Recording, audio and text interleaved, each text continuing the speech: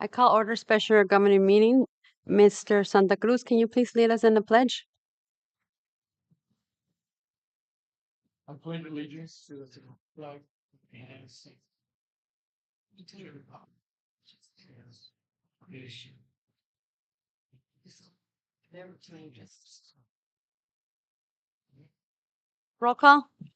Governing Board President Ms. Patricia Jimenez. Present. Governing Board Vice President Ms. Maria Guzman. Present. Governing Board Member Mr. Rudy Santa Cruz. Present. Governing Board Member Ms. Maria Hernandez is not present. Governing Board Member Mr. Harry Gerwel. Here. Next, approval of May 22nd, 2025 special governing board meeting with executive session agenda. Is there a motion? So moved. Is there a second? Second. Call for the vote.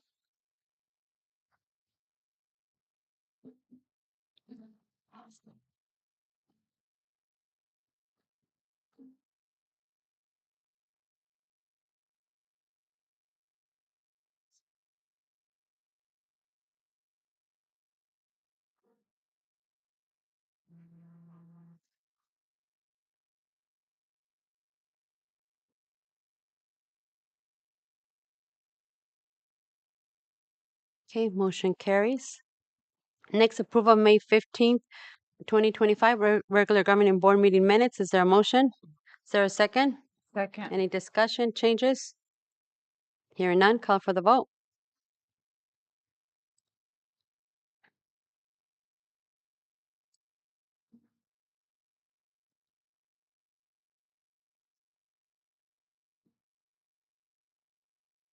Okay, motion carries. Next, new business information and discussion action. New bond proposal presentation, Mr. Jim Serban, Chief Financial Officer, Randy, oh my gosh, Stain, with Stainfield Nicholas, Company James Gill, Gus Rosenfeld, Paul Yulin, Primary Consulting LLC, information and discussion. So, James, Mr. Serban? Madam President, members of the board, we have three distinguished guests today that specialize in elections for public school districts. Randy Stein has prepared a presentation. Do you want to go through that presentation at this point? Okay. Our IT people over there will give you a hand. So you can either use the clicker or you can use the keyboard, whichever you prefer. Great.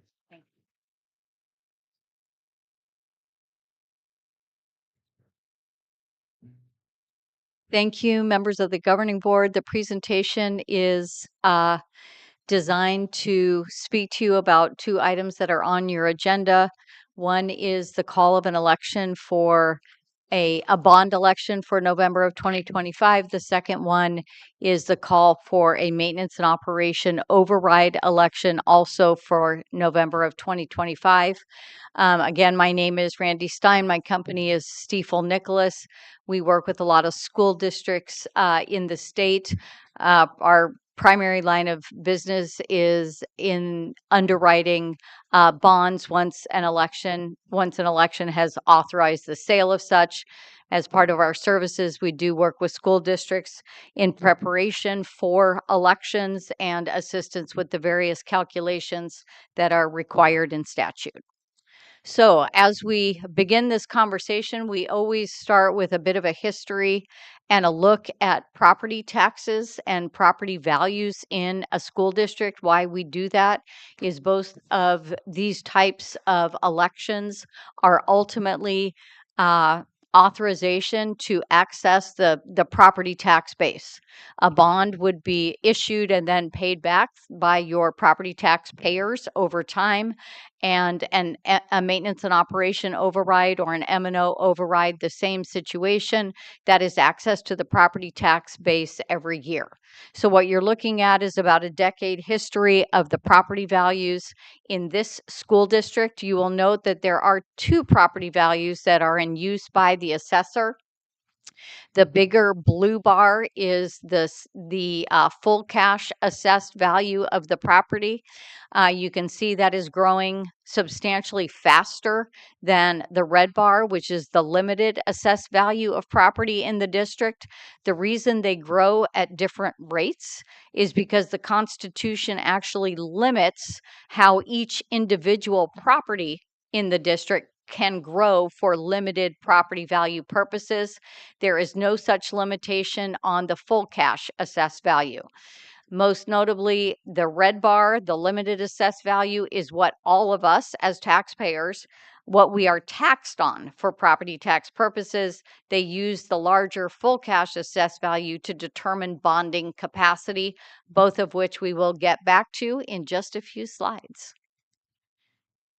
This is a snapshot of the types of property that are in this school district. You will note the majority of the property is in the commercial and industrial class. It's just about 65%. The residential property is about 33% of the district. And then you see small pieces of other property and agricultural and vacant land. In the urban areas, this is not uncommon that the agricultural and vacant land piece is so small for obvious reasons. We look around, we see buildings. This district is relatively heavy on compared to an average with respect to commercial and industrial property versus residential property. And then tax rates going back over time. This is not an unusual graph at all for a school district tax rate. You're seeing both the combination of the primary property taxes, that's the lighter color bar, and then the darker bar, which is the secondary property taxes. The secondary property taxes are accessed for bonds and overrides, whereas the primary property taxes are accessed for the regular school funding formula. And why I say this is not uncommon is because during this time period, property values overall have been edging up. As property values edge up, it is not uncommon to see the tax rates edging down. I will call your attention to that bizarre beige chunk that you see in both what is that, fiscal 19 and then the current fiscal year. The legislature has been tinkering, let's use that word, tinkering with how to appropriately characterize the tax levy that is authorized for desegregation expenses. For most of history, that has been part of the primary property tax. It was switched in 2019. The courts came back and said, no, you're wrong. So it switched back to the primary property tax. And now there is an ultimate ruling just recently. And starting in 2015, it is no longer part of the primary. It is now part of the secondary property tax. And that stands out on that graph. And then we like to show you a measure of bonding capacity. I mentioned before that it was the taller line. Can't even remember which color it was now. The taller line, that is the full cash assessed value. That's the basis for determining bonding capacity. So in this school district, the net full cash value is approximately $486 million. The statute allows you bonding capacity that is 10% of that number. You see approximately $48.6 million as the calculation base. We would then subtract out any bonds that you currently had outstanding. The answer to that is 0. So the available bonding capacity is approximately $48.5 million. That changes every year when property value is reassessed.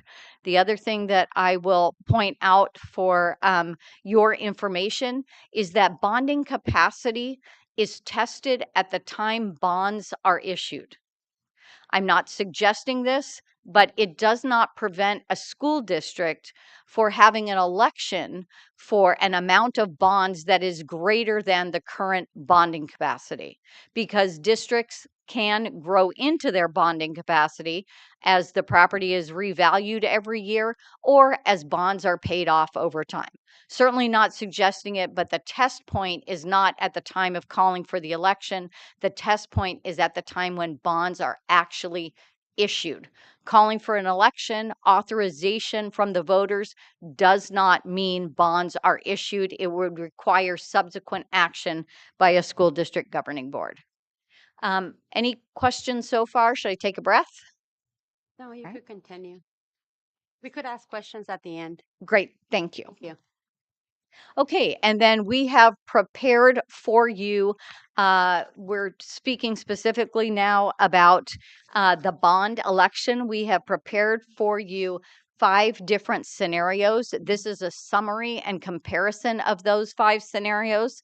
There is a lot of pages that will then be similar for each scenario. I will just walk you through one of them briefly, and the pages that follow will have the same pattern here. So to the left, we've got a $5 million scenario, and that would, if those bonds were sold, that would be $5 million available to the district for those projects. It would be paid off over that 6-year period with an average tax rate of 51 cents. The next scenario is $7.5 million with a 76-cent average tax rate.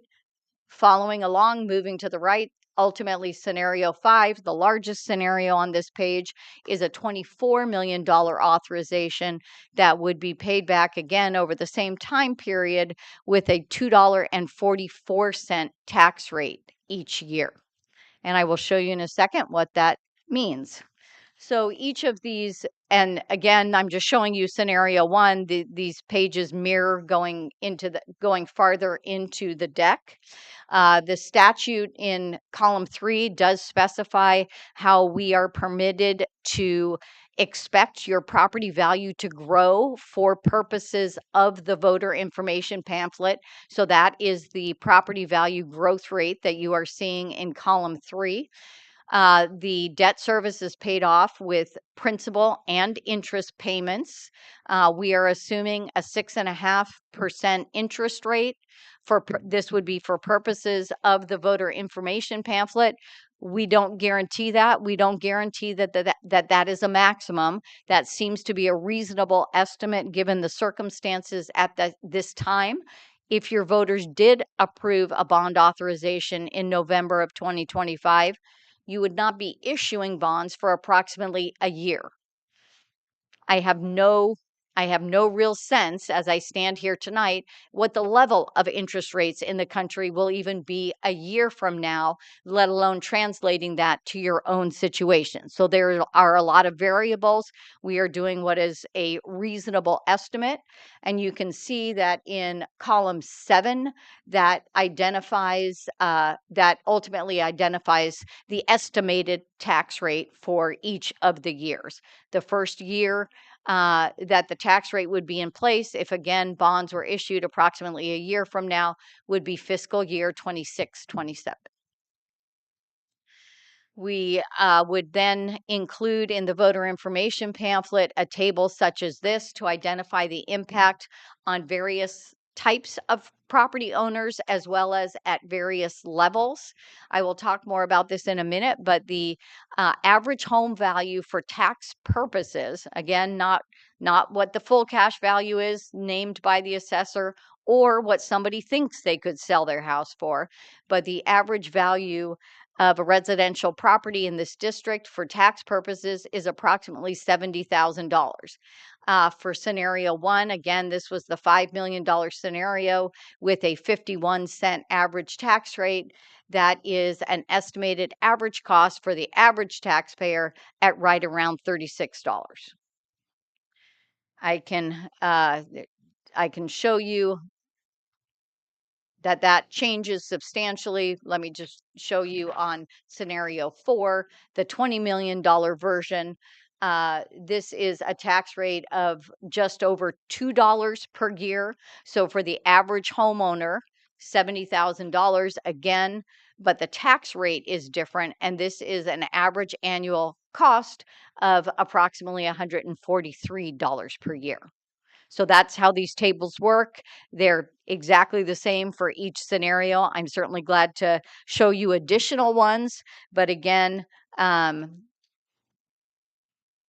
this is the summary page, just pulling together each of those average annual tax rates.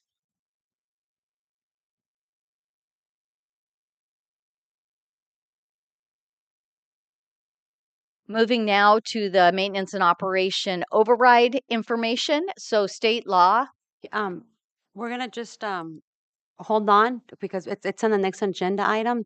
Let me just have, if you guys have any questions, does the board have any questions just on the bond?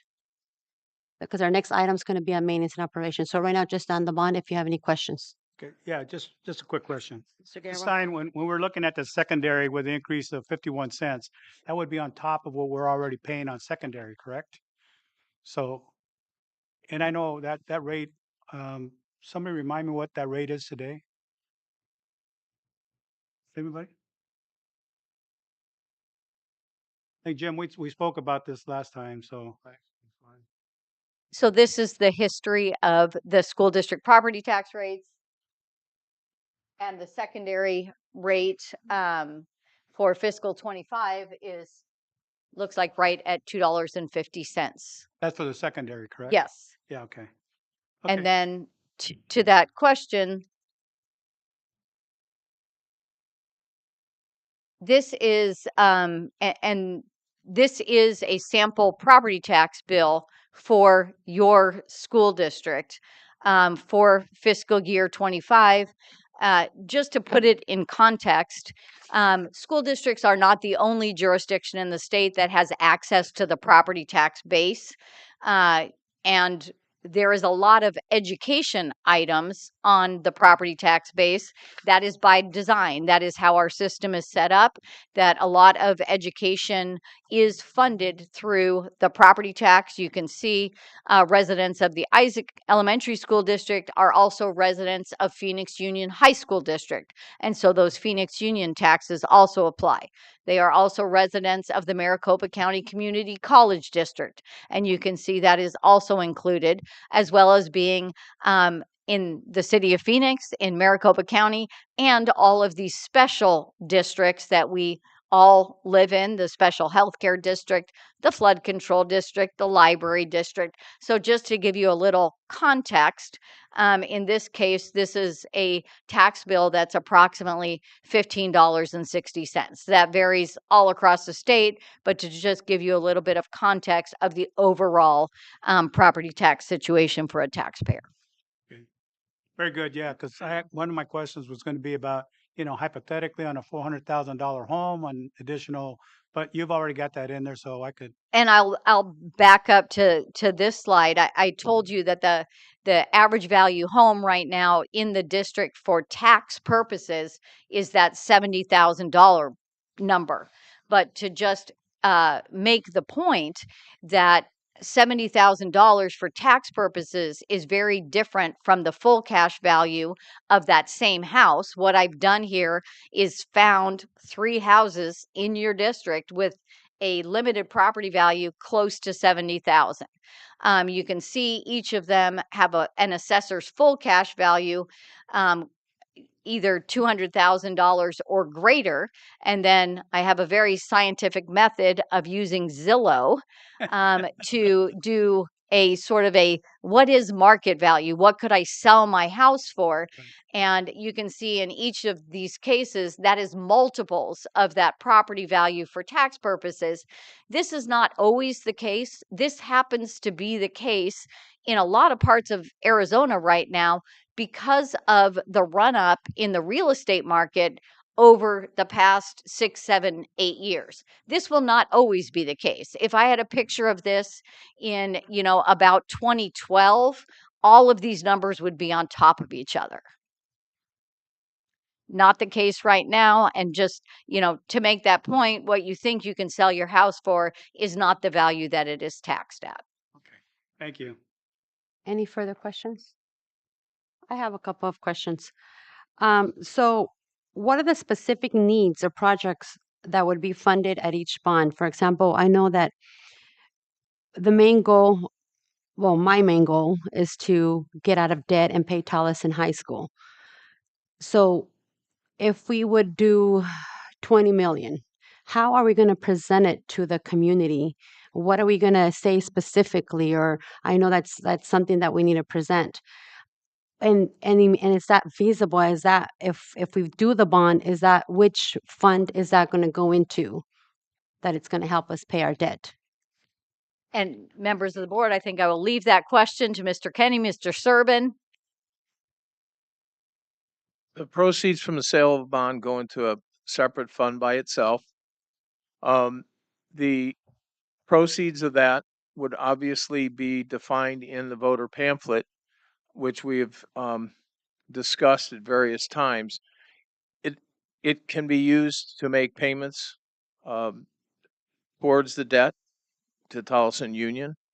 It can also be used to fund something that comes up as an emergency situation, to fix, for instance, a repair of a building if the SFB does not have the funds or does not do it. And it also can be used to make other payments, if necessary, regarding the debt surrounding the district over expenditure of the capital fund, the unrestricted capital. So it provides the district a source of cash to do several different things if needed. On the other hand, the goal would be at some point in time to pay down the debt to Tolleson Union is probably the most primary, because that too is a short-term payoff period with a balloon. And then how long, with the bond, how long, what was the long term? How many years again? What I mean, whatever we decide in the dollar amount? For example, if we decide to do a $20 million, how long is the long term to pay out that debt of that bond? Members of the board, that's actually a bit of a complicated question in this situation. State law does permit school districts a maximum of 20 years to repay their bonds. State law also requires that items characterized as furniture, technology, and equipment would need to be paid off. The wording's a little bit quirky, but it's within 6 years, I think is the best way to say it. The language is 5 years after a certain date, so but be prior to that 6th anniversary. We have put this together assuming that these bonds would be paid off in the short-term framework because they could essentially be used to cover, reimburse furniture, technology, and equipment items that were previously paid for with cash out of various funds. So, but we have conservatively assumed that the bond dollars would be associated with those short-term items, which would require the shorter-term payoff. And then in our surrounding area and their districts, have we had any bonds? Which districts have any bonds and have they passed? Can you guys name me of any? Wherever's Phoenix Union? Hmm. Roosevelt, Phoenix Elementary, Phoenix Union. Yeah. There are quite a few districts And in the all of them metro have area. passed, correct? Majority. Generally speaking, all those elections. There are cases where they're not, but generally speaking, So you made a key point. What is successful? What do they do to make it successful?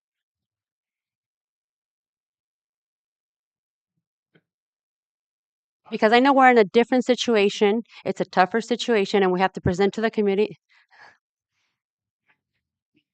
Okay. Okay.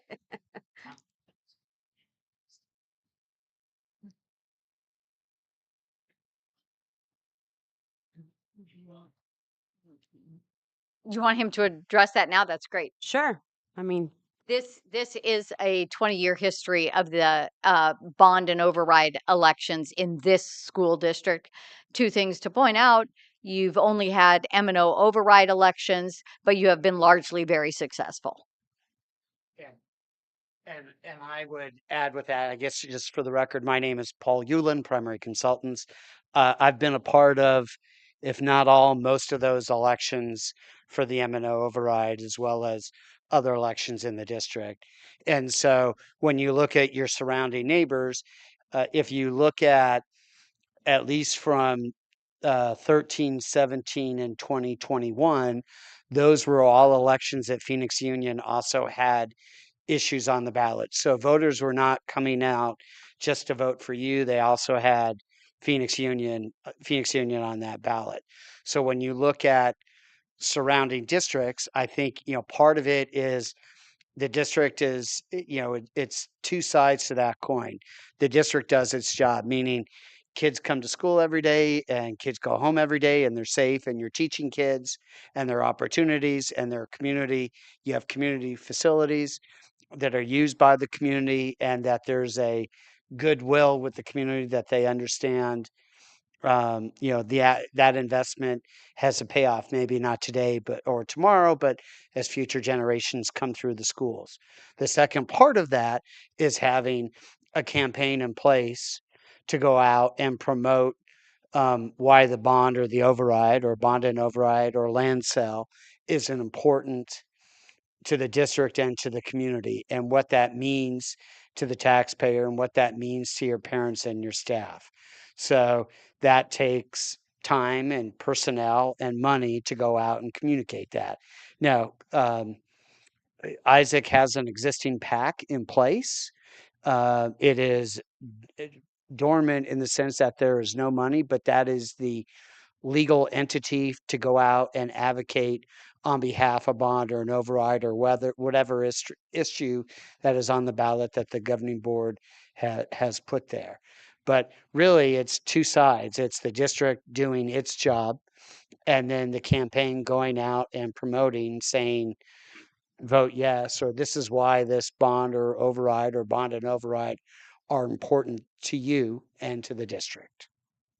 And I might point out to the board, PAC stands for Political Action Committee, which is a separate arm and not related at any way, shape, or form with the district.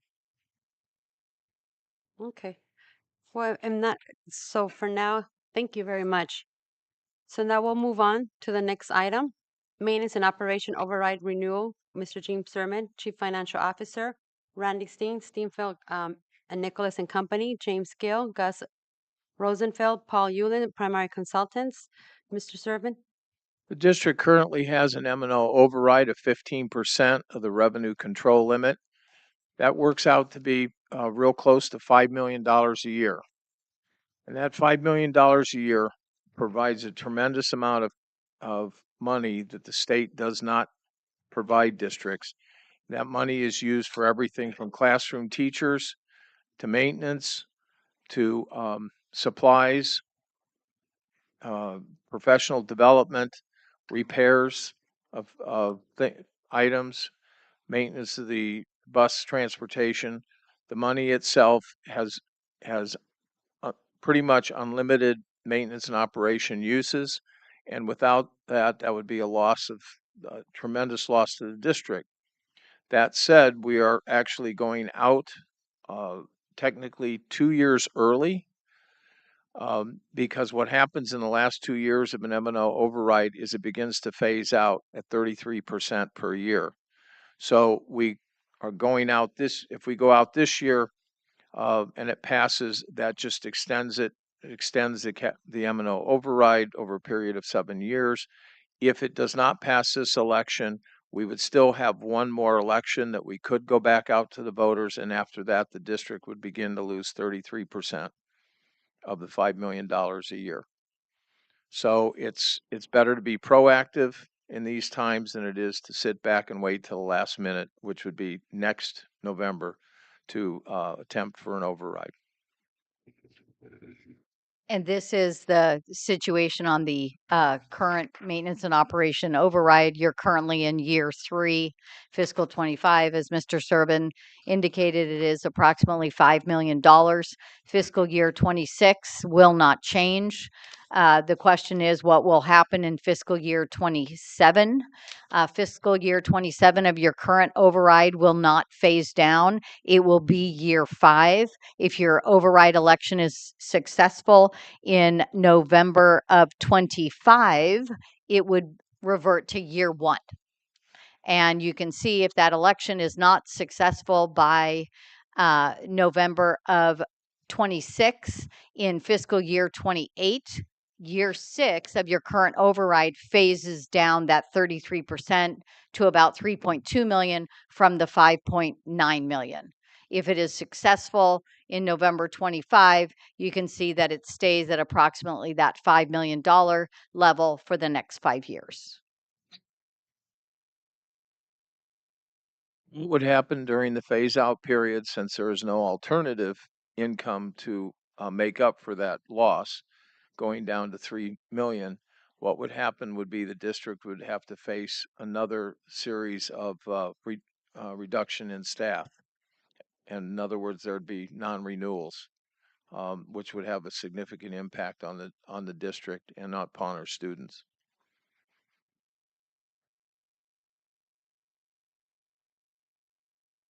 We have already reviewed this. The only other, I think, piece of information, I guess 2 other pieces of information for you, just a general sense of the election timeline.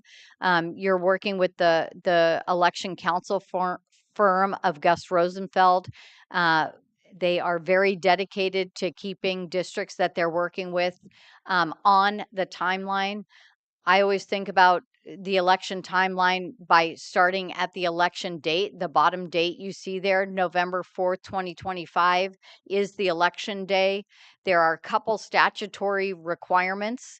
Early voting starts 27 days before election day, and the county is required to mail voter information pamphlets 35 days before the election day.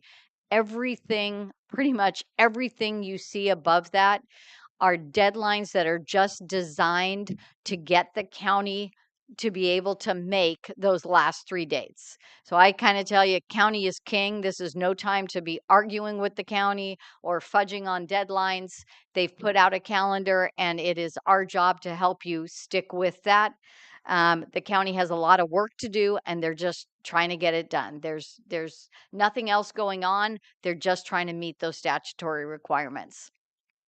And then just to reiterate the responsibilities of the governing board, you have resolutions in front of you tonight to place these questions on the ballot. That is a responsibility of the governing board. The district administration cannot do that on its own.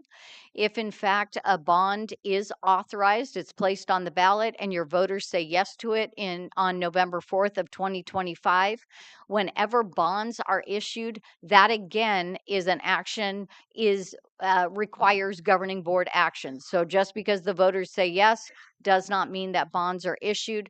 That would mean that it is eligible to come back to the governing board to authorize the issuance of those bonds. The other part that the governing board plays in this process is through your annual budgeting process. Part of that cycle is to set the property tax rates, to recognize, identify the property tax rates associated with maintenance and operation overrides, as well as with any bond debt service obligation that is outstanding. But that, in fact, is the function of the governing board. Pretty much everything else vis-a-vis preparation of the voter pamphlet in the resolutions is delegated to your administration. With that, I'm certainly happy to answer any questions. Does the board have any questions on the override? Just, Mr. Garwell? yes, Ms. Stein, just for the record, I know that, we've had a maintenance and operation override for a number of years. And going forward, it gets on the ballot to say, God willing, it passes, right? It doesn't impact the secondary because it's already there, right? It'll still remain the same. Generally, the answer to that question is yes. It does not remain identical, absolutely identical every year, but yes, that is already part of your property tax bill. You can see it there. Isaac overrides. And yes, it is approximately the same tax rate. Again, it's calculated every year. The amount of the override changes some, the property value changes some. We do the math and it is what it is. Okay, no, that's good because, when we're talking about the bond, that's an additional interest that's going to be paid on that. Yes, the That'll come. district does not currently have bonds outstanding, correct? Okay, yeah, because I know that's some of the questions that are coming from the community. How's that going to impact my tax rate, right? And the best I could explain to them is right now you don't have any, tax burden on there because we don't have a bond. However, if it does come to fruition, you will have an additional tax rate on the secondary part of it. And so, they have to be aware of that. Okay, thank you. Okay, Thank you. I would like to point out to the board that the M&O override is based on revenue control limit, which is calculated by the number of students. So if the district is stable, that also means pretty much that the amount of tax remains even closer to being consistent. If the students start leaving the district, the M&O override amount goes down, so will the amount of tax effect. And if it goes up, we have more students, that would increase the amount of the override dollars coming into the budget, which would also have an impact upon property taxes as well. Can you explain how much is this going to cost the district? I believe there's a slide in it, but it's roughly right now we're collecting just under $5 million for the M&O override. Madam President, members of the board, Jim Giel with Gus Rosenfeld. Tonight, here is your election counsel, a role I've served in since, I think, going back to 2007. Just a couple of points I'd like to make. The board member asked about how it's presented to the voters in terms of tax rate. One thing I wanted to call your attention to, Exhibit A of the override, the M&O override election resolution, is the ballot, the form of the ballot. And we get to say on the ballot, we get to use the hopeful phrase, a helpful phrase, budget override continuation. So you notice we're not saying increase. That goes to the point that we're just continuing the existing M&O at 15%. So again, budget override continuation. It's Exhibit A to the M&O election resolution. If you waited and the M&O started phasing down the existing one, then all of a sudden we're using the word increase. We have to use the word increase on the bond ballot, but on the M&O we can say continuation, which we've found is pretty helpful and the voters understand that. In terms of your company on this ballot, you may know Phoenix Union has already called 2 overrides to continue their existing capital and M&O overrides. So we'll be sharing the ballot once again with Phoenix Union. It seems to have worked out for this district in the past, but I just point that out in case you weren't aware. And then just to follow up on the points that Mr. Paul Yulin was making in terms of the separation from the board and the PAC. The PAC is a separate entity, as you all know. The board's primary obligation, as Ms. Stein mentioned, is to call the election and then delegate to district staff to work with me and Randy on the voter information pamphlet. The voter information pamphlet is the primary means, the official means of getting information out to the voters in terms of understanding why you've called either one of these elections, what it's going to cost them, and what the proceeds are going to be used for. That's the voter information pamphlet. Every household in the district with a registered elector will get that. Lots of districts choose to go above and beyond the voter information pamphlet. They'll do supplemental election information. We can do that here. Frequently asked questions, things of that nature. But all of that stuff, it's all factual and neutral. We're not persuading the voters with any of this stuff. Any district generated information, whether it's the pamphlet or other documents, it's all factual and neutral, so we're in compliance with state law. If the PAC wants to do other things to promote the election, that's on their dime, using their time and resources, not the district's resources. Having said all of that, The board members, district staff can do what they want to do on their own time, again, not using district resources. So they can work with the PAC, for the PAC, beyond the PAC, but you're not using district email addresses, district cell phones, district vehicles, district admin time, none of that if you're promoting the election. So just keep that in mind. If it's, and there's a lot of gray area here. I try to keep it black and white, but I know there's a lot of gray area. I always get questions from districts about what's permitted. So if those questions come up, if you choose to call the election, either one, just feel free to reach out to me, and I can objectively analyze the proposed action to see whether it which side it falls on, whether it's advocating or not, and whether we could dial it back or not. So just kind of keep that in mind. Are there any particular questions with regards to the resolution in front of you? Is there any? It's kind of our boilerplate resolution. If you were on the board 4 years ago, you saw the same M&O override resolution. Again, it delegates to district staff to work with me. It approves the, it delegates the authority to enter into an IGA with the county. We call it a menu of services. The county, as Randy mentioned, county is king. They're running the election for you. We all work closely with them. We have a good relationship. In fact, we'll do 20 plus elections with Maricopa County this year. So we know their deadlines, we stick to them, we know how they work. The resolution also has the ballot I've mentioned, as well as some election notices.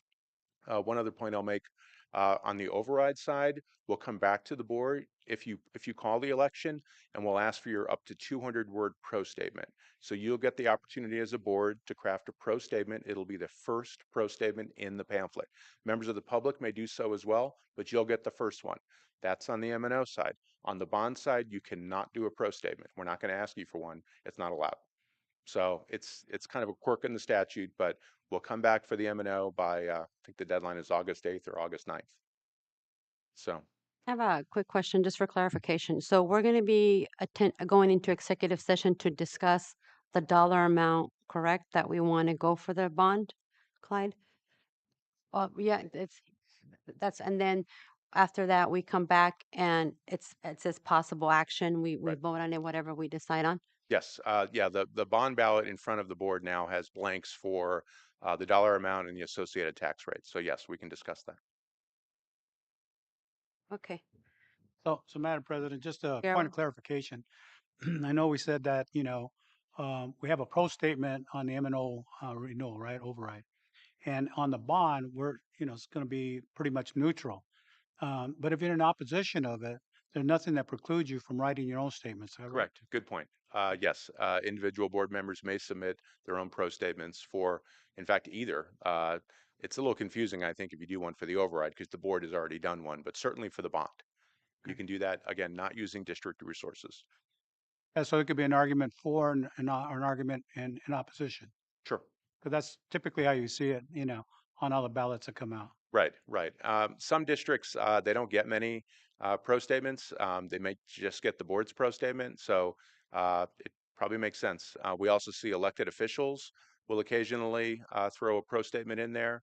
The mayor, legislator, someone who has a particular interest in the district, we see that, and I think that can be helpful. Well, the goal is to have a positive statement, not a negative. I mean, why would you want something negative? We want this to pass, so you want positive statements. Anybody else? Okay, thank you. Thank you. Okay, next, hold on. Is there a motion to approve the whole consent agenda? Okay, is there a second? Second. Call for the vote.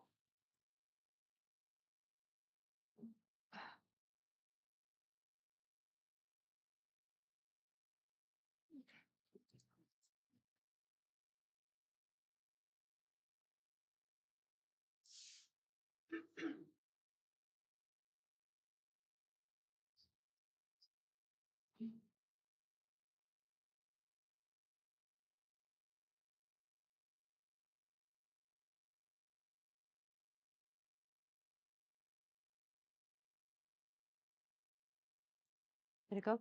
Okay, motion carries. Next is regular governing board meeting. Next meeting will be held 5 p.m. Thursday, June 12th at the Isaac Elementary Boardroom here located at 3348 West McDowell Road. Now we need a motion for possible action to convene into executive session pursuant to ARS 3843103883, discussion for consultation for legal advice with the attorney of public body regarding the bond and the override renewal and legal issues and the board member legal duties, responsibilities, and policy. Is there a motion? Is there a second? Second. Okay, call for the vote.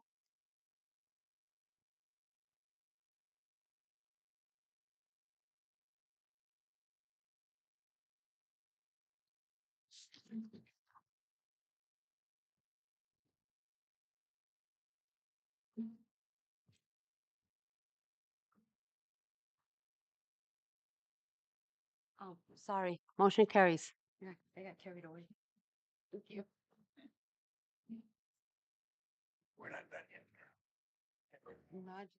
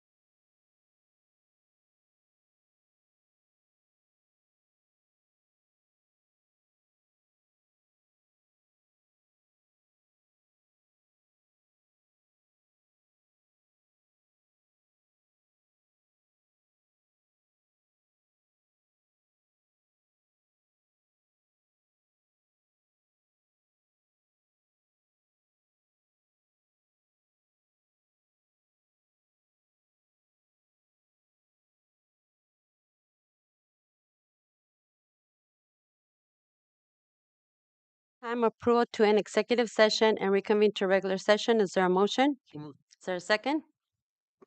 Second. Call for the vote.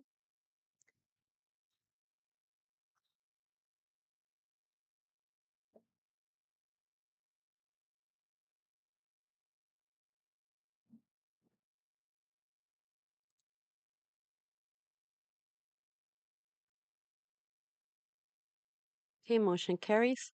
Next is possible action to consider, discuss, amend, or desire, and if deemed advisable, to adopt a resolution ordering and calling a special bond election to be held and for the district and authorizing the chief financial officer to comply with certain sections of the Internal Revenue Code. Is there a motion?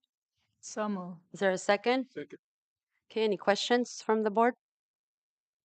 Madam President, just, Mr. Garrawell? yep, just some clarification, because I know these are some of the questions and out in the community, and I'm glad that we got some clarification.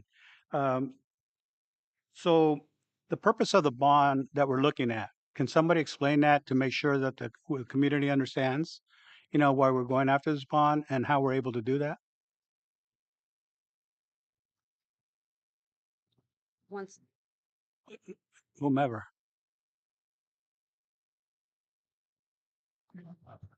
I can speak to that. Madam President, members of the board, this is a fairly unusual bond.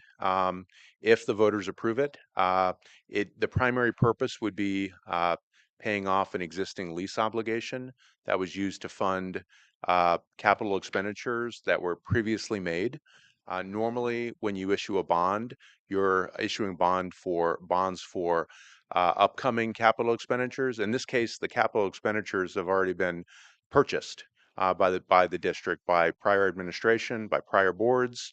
So now we're putting before you a bond election where, if successful, the bonds would then be used to to pay off an existing lease obligation and reimburse the district for prior capital expenditures.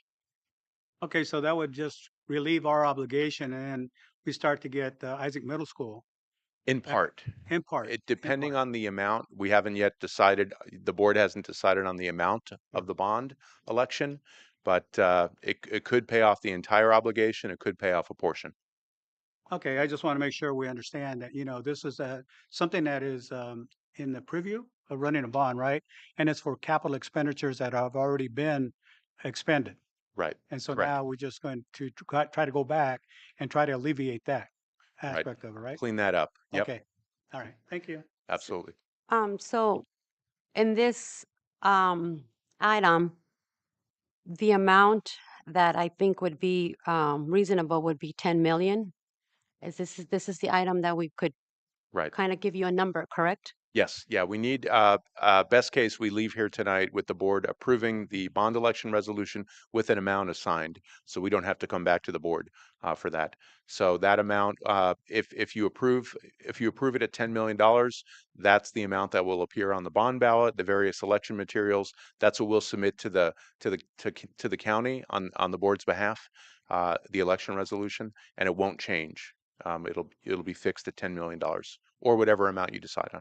And just for clarification for the community, it's something that, based on the recommendations are also our receiver and yourself, because of the situation that we're in, if we go to a higher amount, we don't know, even though we, based on our situation, and I think that would be kind of like we mentioned, the main thing is to pay at least some of our debt to Towson High School.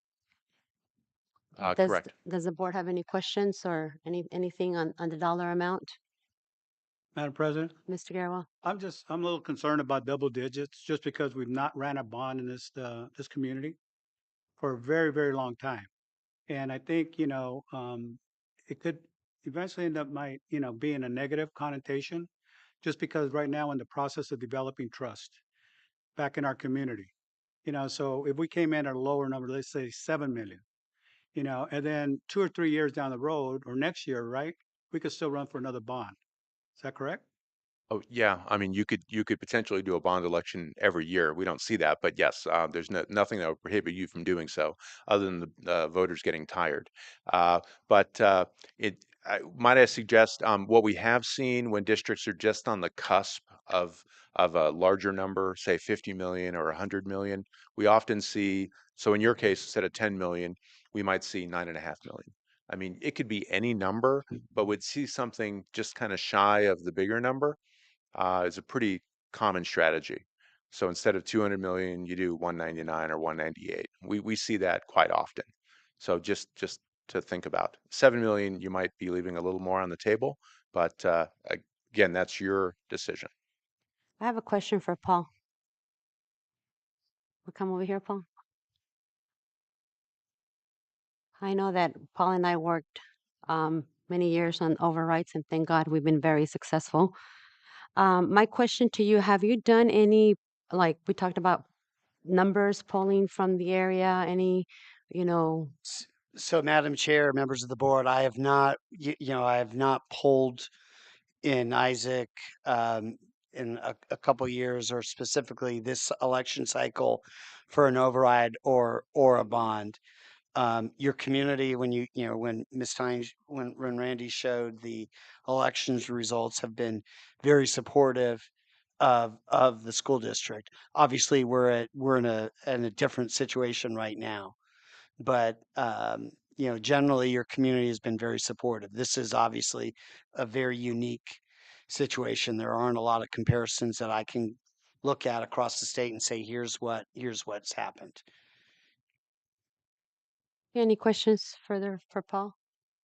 So, for clarification, I can make the motion for the resolution adding the dollar amount, correct? Correct? Okay. So do I have a motion for the resolution for the bond with the $10 million? So moved. There a second? Second. Okay, call for the vote.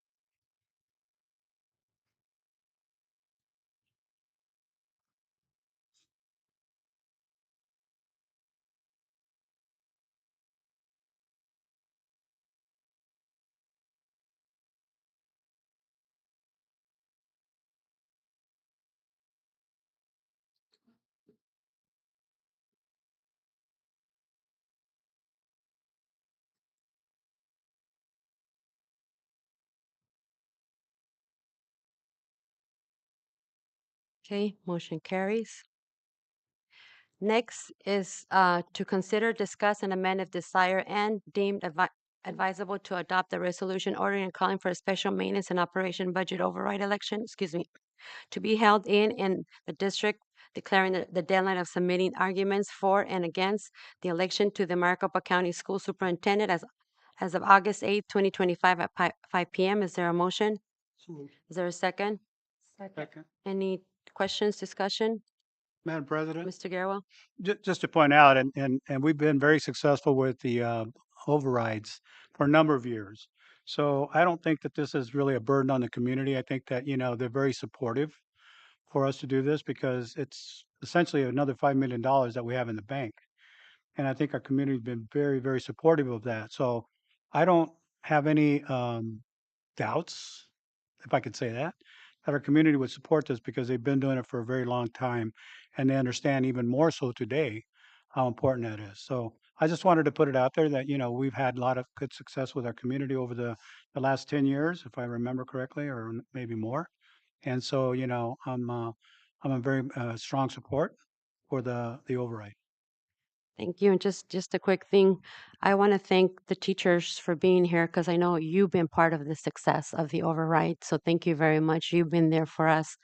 And I know this is some tough times, and I'm very hopeful. And I know by talking to the community how we talked about how we're going to present this. And this is where it takes all of us to work together. This is where it takes all of us to go out there and talk to the community and be positive. I think this is the time that we all need to be united and going out there, because I'm going to be one of those people knocking on those doors for the community so we could continue moving forward. If there's no discussion, call for the vote.